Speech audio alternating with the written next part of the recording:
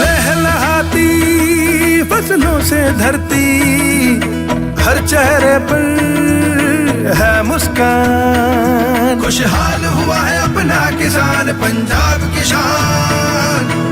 पंजाब सरकार किसानों की बेहतरी के लिए प्रतिबद्ध है। खाद, बीज और बिजली की आपूर्ति से लेकर फसलों का उचित मूल्य सुनिश्चित करने तक हर जरूरी कदम उठाए जा रहे हैं ताकि किसानों को अधिक लाभ मिले।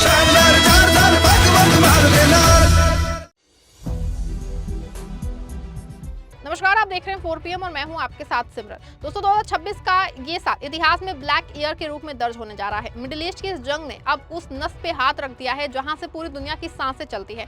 कल रात कतर के रास लफान LNG प्लांट पे जो मिसाइलें गिरी हैं वो सिर्फ कतर पे हमला नहीं था, बल्कि भारत, चीन और यूरोप के करोड़ों घरों के चूल्हों पे हमला था। कतर एनर्जी के CEO साल अल काबी ने जो खुलासा किया है उसने दुनिया की नींद उड़ा दी है। कतर की 17% गैस सप्लाई खत्म हो चुकी है और इसे ठीक करने में 5 साल लगेंगे। लेकिन इस तबाही के असली गुनहगार ट्रंप और नेतन्याहू अभी भी जंग का ढोल पीट रहे हैं। आज की इस रिपोर्ट में हम पर्दाफाश करेंगे कैसे इन दो नेताओं की जिद पूरी दुनिया को 1970 से भी भयानक आर्थिक मंदी की ओर ले जा रही है।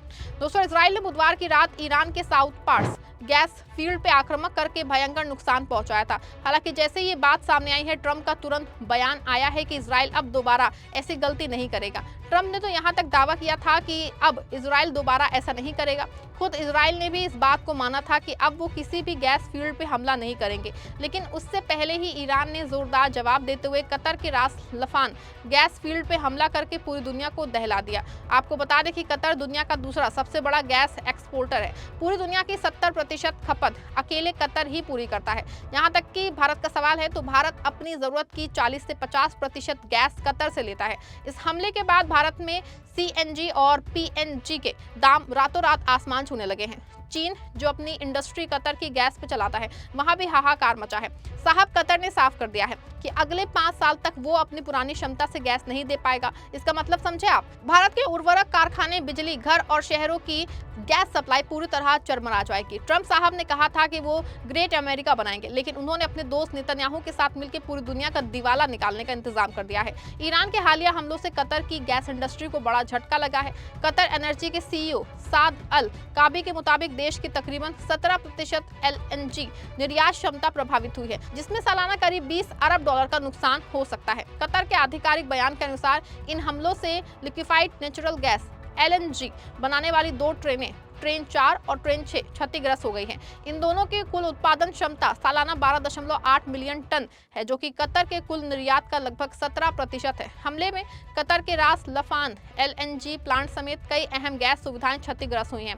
कम से कम 2 LNG ट्रेन और एक गैस टू लिक्विड प्लांट जो है बंद हो गए हैं, जिसकी मरम्मत में 3 से 5 साल लग सकते हैं। इसका असर भारत, चीन, यूरोप और दक्षिण कोरिया जैसे देशों पर पड़ेगा, जो कतर से गैस आयात करते हैं। आप सबके भरोसे से हमने हमेशा मजबूत और सच्ची पत्रकारिता की है।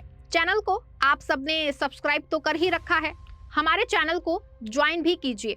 हमारे चैनल के मेन पेज पे जाइए, जहां सब्सक्राइब लिखा होता है ठीक उसी के बगल में आपको ज्वाइन का विकल्प दिखेगा।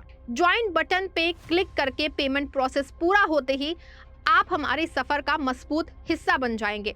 कतर एनर्जी ने इटली, बेल्जियम, चीन और दक्षिण कोरिया को होने वाली LNG सप्लाई पे फोर्स मेजोर लागू करने की बात कही है। यानी हमले के कारण कंपनी तय सप्लाई देने में असमर्थ होगी। हमले के बाद कतर के अन्य ऊर्जा उत्पादों, कंडेंसेट LPG, हीलियम और नेफ्थो के उत्पादन में भी गिरावट आएगी। ब्रिटेन की कंसल्टेंसी वुड मैकेंजी ने बताया है कि पहले विशेषज्ञों को उम्मीद थी कि कतर में उत्पादन रुकने के बाद वैश्विक LNG सप्लाई में थोड़ी समय के लिए बाधा आएगी, लेकिन इस हफ्ते हुए हमले में रास लफान को भारी नुकसान पहुंचाए। जी हाँ, रिपोर्ट में कहा गया है कि हमले से पहले उम्मीद थी कि उत्पादन फिर से पूरी क्षमता पे आने में 4 से 6 हफ्ते लगेंगे, लेकिन अब माना जा रहा है कि नुकसान और मरम्मत की जरूरत के हिसाब से ये समय और ज्यादा बढ़ सकता है।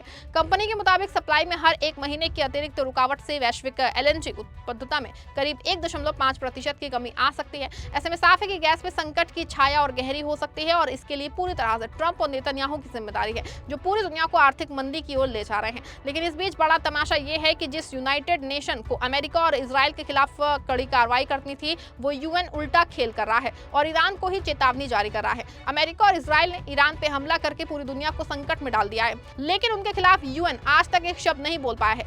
बल्कि बार बार वो ईरान को फर्जी आंख दिखाने की कोशिश कर रहा है। जब इजराइल ने ईरान के साउथ पार्स गैस फील्ड को जलाया तो यूएन के मुंह में दही जम गया था, लेकिन जैसे ही ईरान ने पलटवार में कतर को निशाना बनाया, यूएन के सेक्रेटरी जनरल गुटेरेस फौरन शांति की अपील करने लगे और ईरान को नसीहत देने लगे। संयुक्त राष्ट्र सुरक्षा परिषद ने मिडिल ईस्ट के देशों के ऊर्जा ठिकानों पर ईरान के हमलों को लेकर एक आपात बैठक की। बता दें आपको, संयुक्त राष्ट्र में बहरीन के राजदूत जमाल अल रुवाई ने कहा कि उनके देश ने ये बैठक इसीलिए बुलाई क्योंकि ईरान की ओर से खाड़ी देशों जॉर्डन और अन्य देशों पे हमले जारी हैं। बैठक के बाद उन्होंने बताया कि परिषद के कई सदस्य देशों ने ईरान से 11 मार्च के प्रस्ताव को लागू करने की मांग की है। इस प्रस्ताव में खाड़ी देशों पे हमले तुरंत रोकने और आम नागरिकों और ऊर्जा जैसे नागरिक ढांचों को निशाना न बनाने की बात कही है। ये प्रस्ताव 13 से 0 के वोट से पास हुआ, जबकि रूस और चीन में इसका कोई हिस्सा नहीं लिया। प्रस्ताव में ये भी है कि ईरान होर्मुज स्ट्रेट में जहाजों की आवाजाही को रोकने, बाधित करने या उसमें हस्तक्षेप करने से जुड़े सभी कदम और धमकियां बंद करें। ये रूट दुनिया के लगभग 20% तेल की सप्लाई के लिए बेहद महत्वपूर्ण है। सवाल है कि जब अमेरिका और इजराइल नियम तोड़ते हैं तब आपकी जुबान क्यों रुक जाती है? ऐसे में साफ है कि यूएन आज अमेरिका की एक ऐसी जागीर बन गया है जो सिर्फ कमजोर देशों को डराना जानता है। ताकतवर मुजरिमों के सामने इसकी हैसियत शून्य है। दोस्तों, आज तेल की कीमतें $120 के पार पहुंच चुकी हैं। डॉलर के मुकाबले रुपया और युआन टूट रहे हैं। ट्रंप साहब ने दावा किया था कि ये 2 दिन की जंग होगी, लेकिन आज तीसरा हफ्ता बीत चुका है और जंग अब एनर्जी वॉर में बदल गई है। अमेरिकी सेनेटर क्रिस वैन होलेन ने साफ कर दिया है कि ट्रंप ने बिना सोचे समझे अमेरिका को एक ऐसे दलदल में डाल दिया है जहां से निकलने का कोई रास्ता नहीं है। ये दोनों नेता मिलकर दुनिया को उस दौर में ले जा रहे हैं जहां रोटी से महंगी गैस होगी और इंसान दाने दाने को तरसेगा। एक्सपर्ट्स कह रहे हैं कि कतर के प्लांट की मरम्मत में $26 बिलियन लगेंगे। तब तक दुनिया में गैस की कमी रहेगी। भारत और चीन जैसे देशों को अब महंगे दामों पे दूसरी जगहों से गैस खरीदनी होगी, जिसका सीधा असर हमारी जेब पे पड़ेगा। ट्रंप और नेतन्याहू की जुगलबंदी मिडिल ईस्ट को राख कर चुकी है और अब दुनिया की अर्थव्यवस्था का गला घोट रही है। क्या भारत और चीन जैसे बड़े बड़े मुल्क अब भी खामोश बैठे रहेंगे या देखते रहेंगे ये सब, या फिर इन जंगी पागलपन के शिकार नेताओं को रोकने के लिए कोई बड़ा कदम उठाएंगे? दोस्तों, ऐसे में साफ है कि कतर का जलना सिर्फ एक प्लांट का जलना नहीं है, ये ग्लोबल इकोनॉमी के डेथ वारंट पे दस्तखत है। आज अगर अब हमने ट्रंप और नेतन्याहू की जिद के खिलाफ आवाज नहीं उठाई तो आने वाले 5 साल हम सभी के लिए बहुत भारी पड़ने वाले हैं। आपको क्या लगता है कि भारत को इस मामले में हस्तक्षेप करना चाहिए? क्या ट्रंप वाकई दुनिया को मंदी की ओर ले जा रहे हैं? अपनी राय कमेंट में दीजिएगा, वीडियो को लाइक और शेयर करिएगा।